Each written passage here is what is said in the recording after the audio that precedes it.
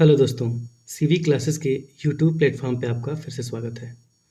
कल हम लोगों ने मोहम्मद बिन तुगलक के बारे में पढ़ा, साथ ही साथ उसके द्वारा किए गए नवीन प्रयोगों के बारे में भी देखा।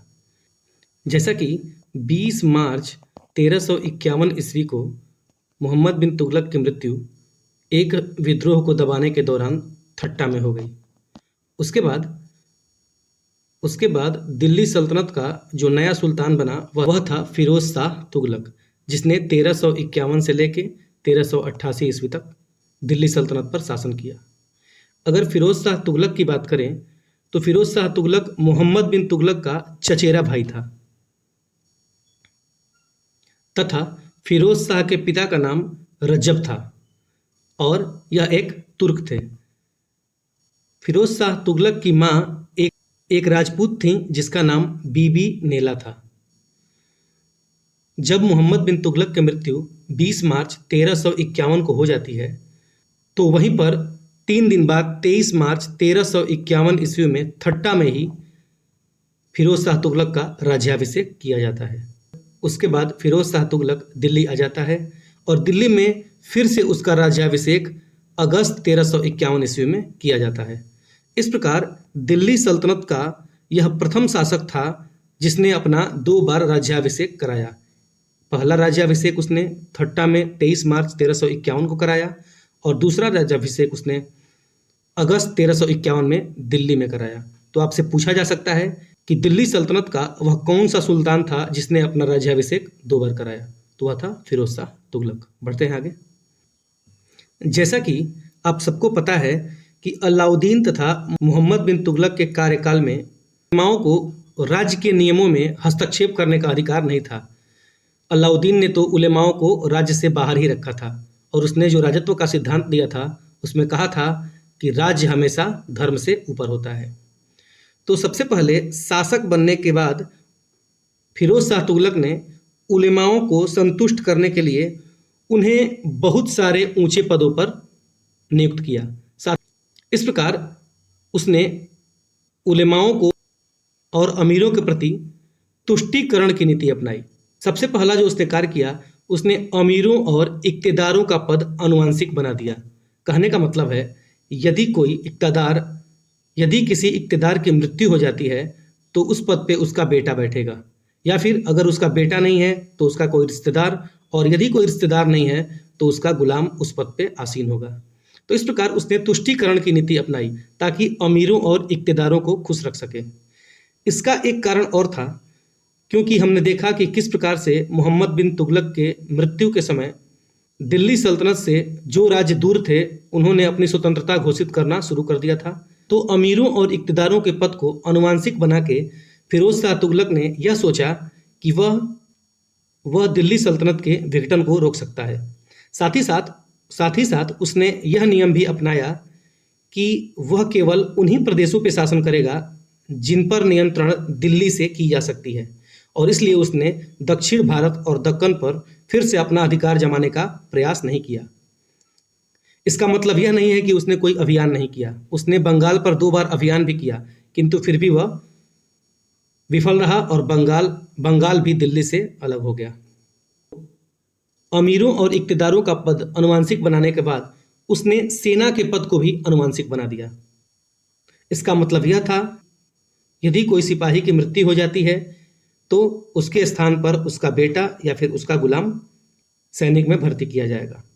साथ ही साथ जिस प्रकार से अलाउद्दीन खिलजी ने सेना को नगद वेतन दिया था, तो फिरोज शाह तुगलक ने नगद वेतन की जगह गांव के राजस्व को उनके नाम कर दिया। अर्थात मान लीजिए कि एक कोई सैनिक है, उसको फला गांव का राजस्व मिला हुआ है, तो इससे जो भी आमदनी होगी वो सैनिक को होगी।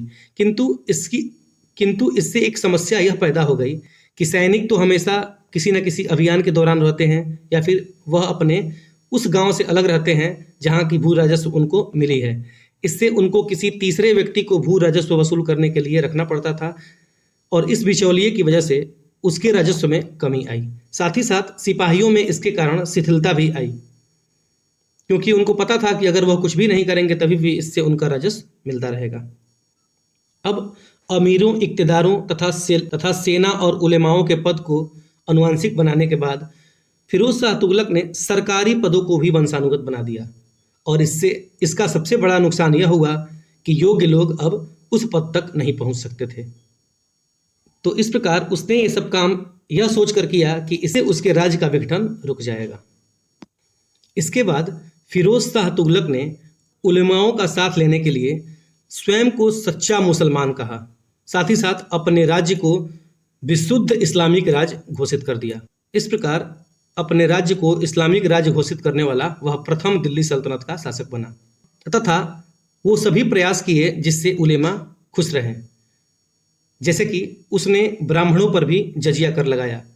इससे पहले ब्राह्मण, गरीब, अपंग, बच्चे ये सब जजिया कर से मुक्त थे, किंतु उलेमाओं के कहने के कारण इसने ब्राह्मणों पर भी जजिया कर लगाया। साथ ही साथ ऐसे रीति रिवाज जो उलेमा इस्लाम के खिलाफ मानते थे उन पर भी फिरोज शाह तुगलक ने रोक लगाने की कोशिश की।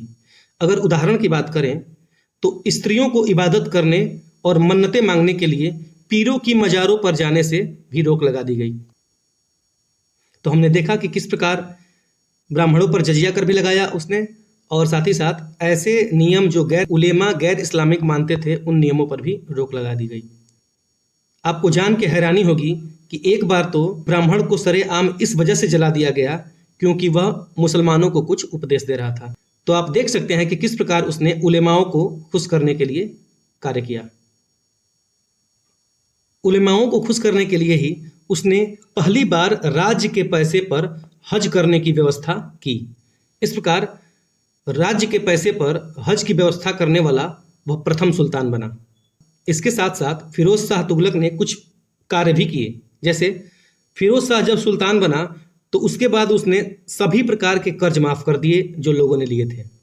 इसके साथ साथ उसने उस समय प्रचलित 24 कष्टदायक करों को समाप्त कर दिया और इस्लाम धर्म के हिसाब से केवल 4 कर ही वसूल किए।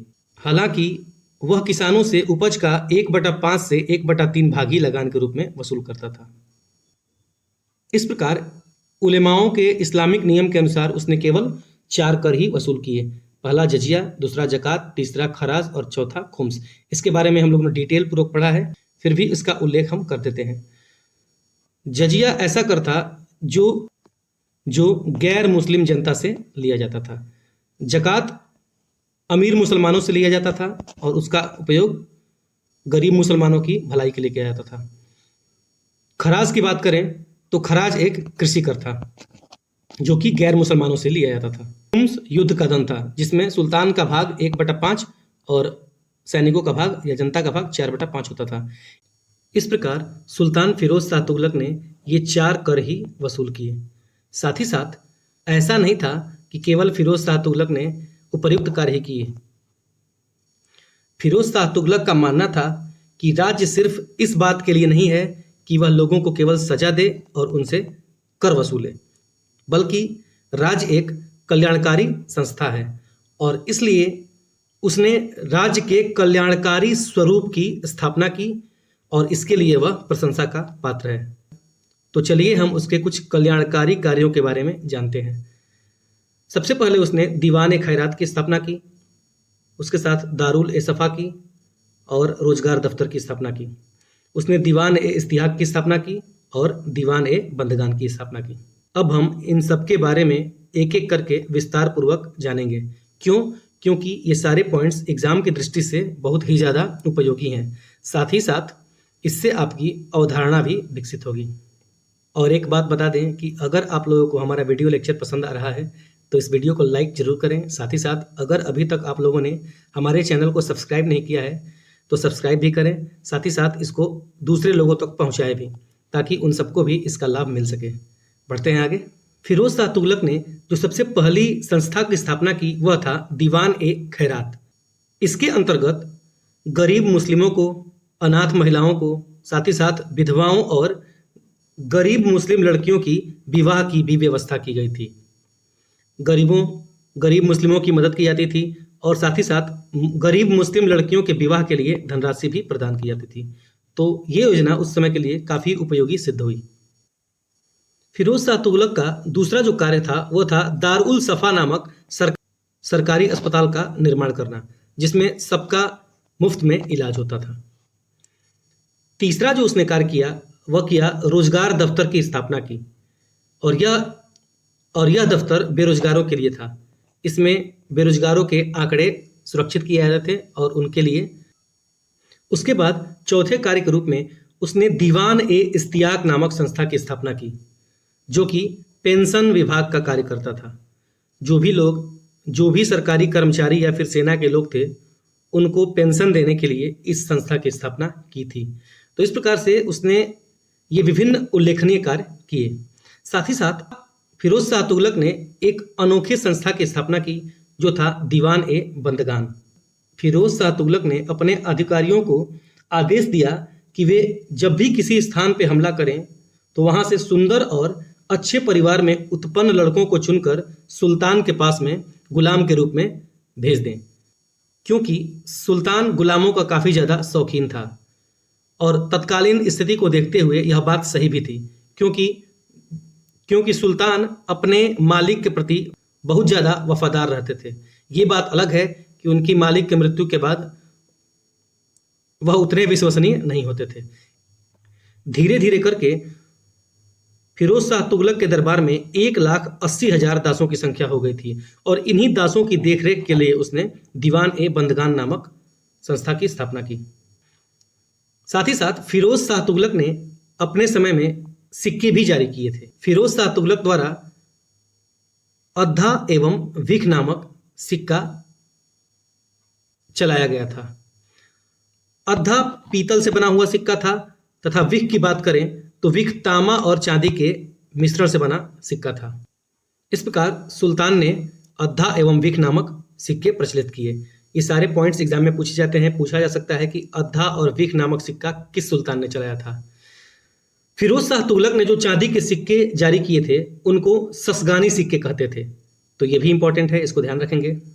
फिरोज शाह तुगलक ने एक कार्य और किया कि उसने सूबेदारों के द्वारा राजा को दी जाने वाली भेंट की प्रथा को समाप्त कर दिया। इससे पहले जब भी सूबेदार राजा के पास आते थे तो वो कुछ ना कुछ भेंट लेके आते थे, तो इस प्रथा को फिरोज शाह तुगलक ने समाप्त कर दिया। लोक कल्याण के रूप में इसने एक और कार्य किया कि इसने लोक निर्माण विभाग की स्थापना की। इसका काम था जितने भी सरकारी निर्माण हो रहे हैं उसकी देखरेख करता था। जैसे उसने सिंचाई के लिए 5 बड़ी नहरों का निर्माण करवाया, और इन नहरों का निर्माण इसी लोक निर्माण विभाग के देखरेख में हुआ था। और इस प्रकार यह पहला शासक बना जिसने 5 बड़ी नहरों का निर्माण कराया, और इस प्रकार सबसे ज़्यादा नहरों का निर्माण करने वाला फिरोज शाह तुगलक दिल्ली सल्तनत का पहला शासक बना। नहरों के निर्माण के बाद उलेमाओं के कहने पर फिर से सुल्तान ने एक नया कर लगाया, जिस कर का नाम था हक ए सर्ब। हक ए सर्ब सिंचाई कर था। इसका मतलब तत्कालीन समय में जो भी व्यक्ति इन शाही नहरों से अपने खेत की सिंचाई करता था उसे हक ए सर्ब नामक एक नया कर भी देना पड़ता था, जो कि उसकी कुल उपज का 1/10 भाग होता था। तो इस प्रकार सुल्तान ने एक नया कर लगाया जिसको कि हक ए सर्ब कहते थे। आगे बढ़ते हैं। अपने लोक निर्माण के अंतर्गत सुल्तान फिरोज शाह तुगलक ने 300 नगरों की स्थापना भी की। अगर कुछ उदाहरण की बात करें तो हिसार, फतेहाबाद, फिरोजपुर, फिरोजाबाद तथा जौनपुर आदि नगरों की उसने स्थापना की। साथ ही साथ सुल्तान ने 1200 फलों के बगीचे भी लगवाए और विभिन्न अच्छे किस्म के उसमें पौधों का रोपण करवाया। इन तमाम कार्यों की वजह से फिरोज शाह तुगलक को कल्याणकारी निरंकुश शासक भी कहा जाता है। कल्याणकारी, अभी आप लोगों ने देखा कि उसने किस प्रकार के कल्याणकारी कार्य किए लोगों की भलाई के लिए, तो इस वजह से उसे कल्याणकारी शासक कहते थे। साथ ही साथ निरंकुश का मतलब होता है ऐसा शासन जिसमें केवल एक व्यक्ति का ही शासन चलता हो, वो जो कहेगा वही कानून होगा। तो इस प्रकार फिरोज शाह तुगलक को कल्याणकारी निरंकुश भी कहा जाता है, इसको ध्यान देंगे। हालांकि फिरोज शाह तुगलक ने उलेमाओं को संतुष्ट करने के लिए बहुत सारे कार्य किए, लेकिन उसने एक और कार्य किया। उसने एक अलग से अनुवाद विभाग की स्थापना की, और बात उस समय की है जब फिरोज तुगलक ने ज्वालामुखी मंदिर को लूटने के बाद वहां से 1300 ग्रंथों में से कुछ को उसने दलायते फिरोजशाही नाम से अनुवादित भी कराया। यही नहीं, उसने और भी तमाम संस्कृत पुस्तकों का फारसी में अनुवाद कराया और इसके लिए एक अलग विभाग की भी स्थापना की थी, अनुवाद विभाग की स्थापना। साथ ही साथ शिक्षा के प्रसार के लिए उसने 13 मदरसों की स्थापना भी की थी। हालांकि उलेमाओं के प्रभाव के कारण यह बात कहने में कोई संदेह नहीं है कि उस समय शिक्षा और न्याय व्यवस्था पर उलेमाओं का ही हाथ था। साथ ही साथ फिरोज शाह तुगलक दिल्ली सल्तनत का पहला वह सुल्तान था जिसने हिंदू आचार विचारों को ज़्यादा अच्छी तरह समझा और इसके लिए उसने संगीत से संबंधित, आयुर्वेद से संबंधित तथा गणित के भी कई ग्रंथों का संस्कृत से फारसी में अनुवाद कराया था। और इस अनुवाद करने का कारण यह भी था ताकि हिंदू और मुस्लिम एक दूसरे के आचार विचारों से परिचित हों। फिरोज शाह तुगलक ने 2 विद्वानों को संरक्षण दिया। पहला था बर्नी और दूसरा था शम्स ए सिराज। ये दोनों फिरोज शाह तुगलक के दरबार में रहते थे। फिरोज शाह तुगलक ने बर्नी एवं शम्स ए सिराज को अपना संरक्षण दिया था। बर्नी ने ही फिरोज शाह तुगलक के जीवन से संबंधित एक पुस्तक लिखी जिसका नाम था तारीख ए फिरोज शाही। पूछा जा सकता है कि तारीख ए फिरोज शाही की रचना किसने की थी, तो वह बर्नी ने की थी। साथ ही साथ फिरोज शाह तुगलक ने अपनी आत्मकथा स्वयं लिखी जिसका नाम था फतुहात ए फिरोज शाही। यहाँ पे तू होगा। इस प्रकार दिल्ली सल्तनत का प्रथम वह शासक हुआ जिसने अपनी आत्मकथा स्वयं लिखी। कई बार परीक्षाओं में पूछा गया है कि दिल्ली सल्तनत का वह कौन सा सुल्तान था जिसने अपनी आत्मकथा स्वयं लिखी थी, तो वह था फिरोज शाह तुगलक और उसकी आत्मकथा का नाम क्या था, फतुहात ए फिरोज शाही। ध्यान देंगे इन सब पॉइंट को। यही नहीं, फिरोज शाह तुगलक ने अपनी राज्य की आमदनी का ब्यौरा भी तैयार करवाया जिसको कि हम वर्तमान में वार्षिक आय कहते हैं, जो कि विभिन्न सरकारें या फिर विभिन्न राज्य, यहाँ तक कि अन्य देश भी अपने राज्य की वार्षिक आय की गणना करते हैं। यह कार्य फिरोज शाह तुगलक ने उस समय करवाया था। 1369 ईस्वी में कुतुब मीनार की 4थी मंजिल में कुछ क्षति पहुंच गई थी, तो फिरोज शाह तुगलक ने उसकी मरम्मत भी कराई और साथ ही साथ उसके ऊपर 5वीं मंजिल का भी निर्माण कराया। आपको बता दें कि कुतुब मीनार का निर्माण कुतुबुद्दीन ऐबक ने शुरू किया था, किंतु इसको पूरा इल्तुतमिश ने किया। साथ ही साथ इसकी 5वीं मंजिल का निर्माण फिरोज शाह तुगलक ने किया। तो पूछा जा सकता है कि कुतुब मीनार के निर्माण में किन किन शासकों का योगदान है, तो ये पॉइंट्स आप ध्यान देंगे। इसके साथ साथ फिरोज शाह तुगलक ने अशोक के 2 स्तंभ लेखों को, जो कि मेरठ और टोपरा में थे, उसको वहां से दिल्ली में लाया और वहां पे स्थापित कराया। टोपरा की बात करें तो टोपरा वर्तमान में अंबाला जिले में स्थित है। फिरोज शाह तुगलक ने खुद को खलीफा का नायब कह के पुकारा। तो ये सारे पॉइंट्स थोड़ा सा फैक्चुअल हैं जो कि एग्जाम में बहुत बार पूछे जाते हैं, तो इस वजह से आप लोग इसको ध्यान देंगे। बढ़ते हैं आगे। फिरोज शाह तुगलक के कल्याणकारी कार्यों के कारण 2 इतिहासकार हुए, एक थे एल्फिंस्टन और दूसरे थे हेनरी एलियट। इन्होंने फिरोज शाह तुगलक को सल्तनत युग का अकबर कहा है। जिस प्रकार अकबर ने अपने समय में सुधार कार्य किए थे, उसी प्रकार के सुधार कार्य फिरोज शाह तुगलक ने भी किए।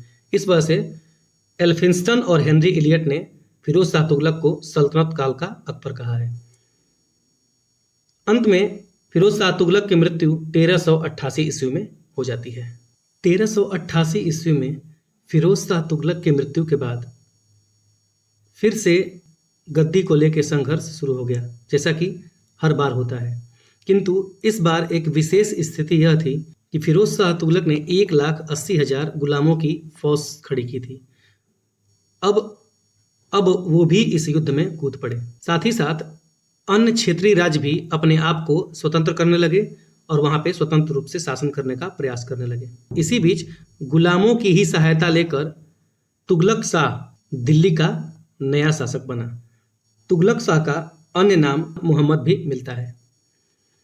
इस प्रकार तुगलक शाह फिरोज शाह तुगलक की मृत्यु के बाद दिल्ली की गद्दी पर बैठा। दिल्ली की गद्दी पर बैठने के बाद इसने गयासुद्दीन तुगलक की उपाधि धारण की और सबसे पहला जो कार्य किया, उसने बहुत सारे गुलामों को मरवा डाला। साथ ही साथ उनकी शक्ति को छिन्न भिन्न कर दिया। क्यों?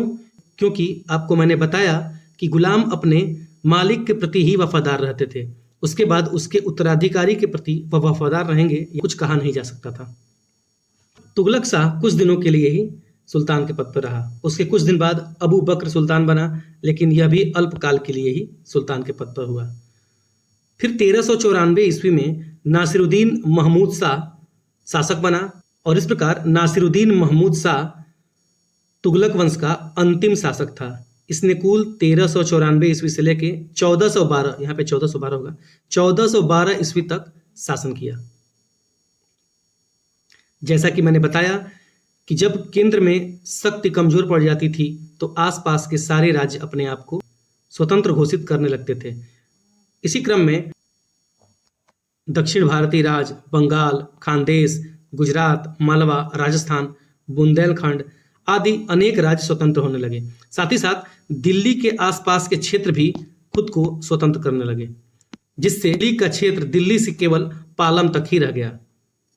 पालम एक स्थान है दिल्ली में, और दिल्ली सल्तनत जब बहुत ज़्यादा सिमट गई तो उस पर ही एक व्यंग्यात्मक टिप्पणी भी किया गया कि शाहे जहां की हुकूमत दिल्ली से लेकर पालन तक चलती है।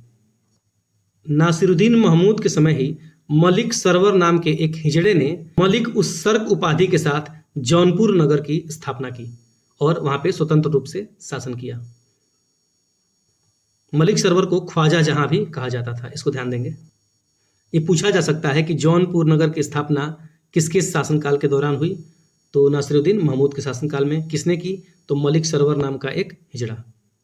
नासिरुद्दीन महमूद के शासनकाल की सबसे बड़ी घटना थी दिल्ली पर 1398 ईस्वी में तैमूर लंग का आक्रमण। जैसा कि हमने मोहम्मद बिन तुगलक के समय पढ़ा था कि मोहम्मद बिन तुगलक खुरासान पे युद्ध करना चाहता था, किंतु वहां की राजनीतिक स्थिति बदल गई और तैमूर लंग ने वहां पे सभी राज्यों को एकीकृत किया और अपनी ताकत बढ़ाने लगा। और मैंने वहां बताया था कि वह फिर से भारत पर आक्रमण करेगा, और इस क्रम में उसने 1398 ईस्वी में फिर से दिल्ली पर आक्रमण किया और यहाँ से ढेर सारा धन दौलत लूट के ले गया। उसके रास्ते में जो कोई भी आया उसका कत्लेआम किया गया। हालांकि दिल्ली पर इसका कुछ राजनीतिक प्रभाव तो नहीं हुआ, किंतु यह पता चल गया कि दिल्ली पर जब भी कमजोर शासक का शासन रहेगा, बाहरी आक्रमण बढ़ जाएंगे। और इस दौरान 150 वर्षों की जमा की गई सारी पूंजी को तैमूर लंग लूट के अपने देश ले गया। जब तैमूर लंग दिल्ली से पूरा धन लूट के चला गया तो उसके जाने के बाद सुल्तान ने अपने वजीर मल्लू इकबाल की सहायता से फिर से दिल्ली पर अधिकार कर लिया। और दिल्ली पर अधिकार करने के बाद सुल्तान इतना कमजोर हो गया था कि उसने अपनी सत्ता एक अफगान दौलत खां लोदी को सौंप दी। जब तैमूर लंग दिल्ली से वापस जा रहा था तो उसने लाहौर का गवर्नर अपने एक अधिकारी खिज्र का को नियुक्त किया था, जो कि तैमूर लंग का लाहौर में गवर्नर था। यहाँ पे दिल्ली में हमने देखा कि नासिरुद्दीन महमूद ने दौलत खां लोदी को पूरी सत्ता का अधिकार दे दिया था। फिर खिज्र खान ने दिल्ली पर आक्रमण किया और खिज्र खान तथा दौलत खां लोदी के बीच में युद्ध हुआ।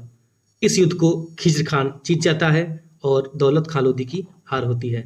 और युद्ध को जीतने के बाद यही खिज्र खां जिस राजवंश की दिल्ली पर स्थापना करेगा वह सैयद वंश के नाम से जाना गया। तो मेरी आशा है कि आप लोगों को ये वीडियो लेक्चर बेहद पसंद आ रहा होगा। तो नेक्स्ट वीडियो में हम लोग सबसे पहले तुगलक वंश के 1 लीनियर प्रीवियस ईयर क्वेश्चन करेंगे, उसके बाद सारे PYQs और MCQs करेंगे, उसके बाद हम लोग नए वंश सैयद वंश के बारे में पढ़ेंगे। मिलते हैं नेक्स्ट वीडियो में। Thank you.